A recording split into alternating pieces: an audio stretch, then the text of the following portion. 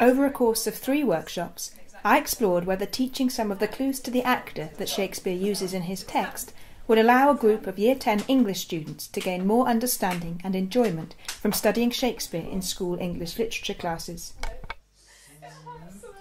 Through warm-ups, approaching text through voice exercises and acting exercises, I helped the students to approach discussing Shakespeare's work in a more creative way.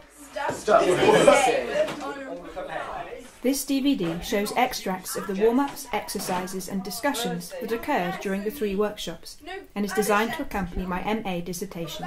You're as fat as butter.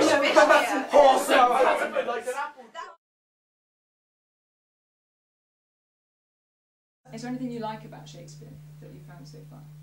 Yeah, I think You don't have to like it.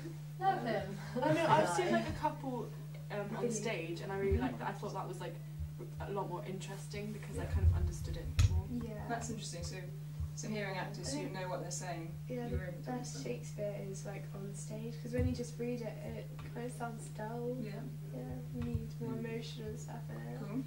We'll be doing some of that, hopefully. And is there anything, so there's the stuff you don't like, so that in classroom it's dull?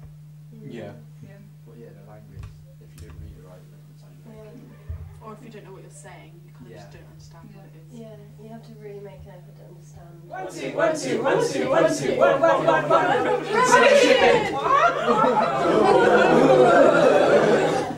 Fabulous. Right, 2 households, both alike in dignity. In fair Verona, where we lay our scene.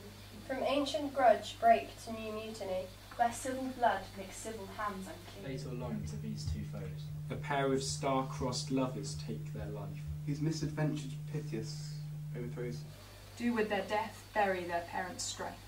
The fearful passage of their death mark to love. And the continuance of their parents' rage. Which, but their children's end, naught can read. It's neither 2 hours traffic from our stage. The which, if you with patient ears attend. What here shall miss, our toil shall strive to The make. great thing about Shakespeare, from an acting point of view, is that when you first pick up a text, you might read it through like that, you might just read it through to yourself. And it doesn't matter if you don't understand what it all means the first time. You can look up individual words you don't understand, but you still might not understand the meaning of it. And the good thing is that all the different exercises that you can do as an actor gradually help you to explore the meaning and to discover it. So it doesn't matter ever if you don't understand what Shakespeare's going on about straight away, which is nice.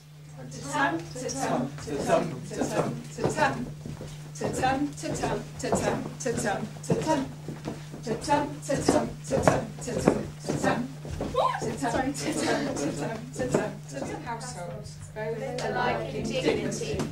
in fair From ancient grudge break to new mutiny, their children's end, naught could remove.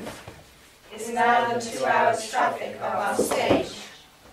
The which if you with patient ears attend, what ear shall miss, our toil shall strive to mend. You get the point? So what did you discover doing that? It's, I don't know, it just feels, it makes it more powerful. Yeah?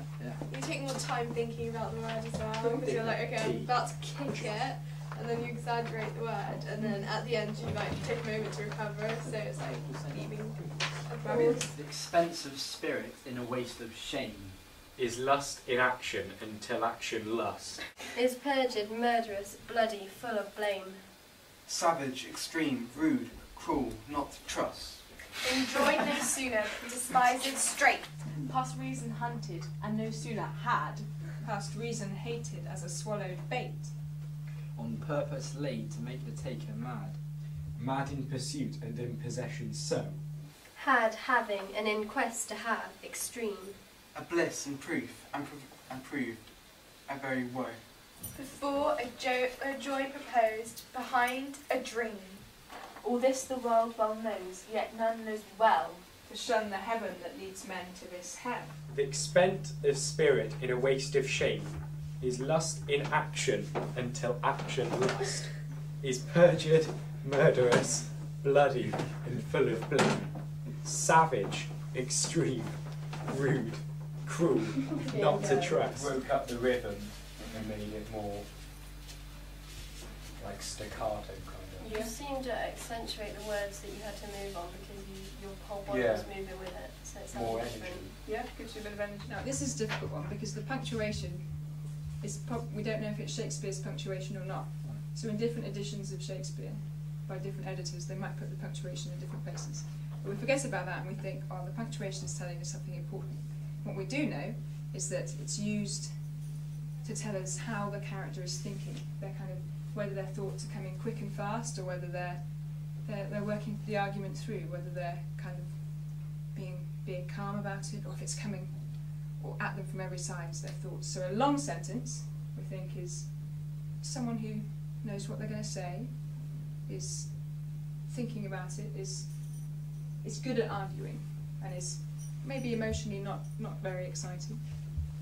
Whereas this one, where you've got things coming from every direction, it's short and sharp and snappy, it's someone who's kind of emotionally involved, and bam, bam, bam, you know, it's like they've had a coffee and the caffeine's just making their mind fire. So punctuation is a good thing for you to look at, and for an actor to look at, to kind of help them think very quickly. Excellent. Thank you very much. Thank you. Thank you.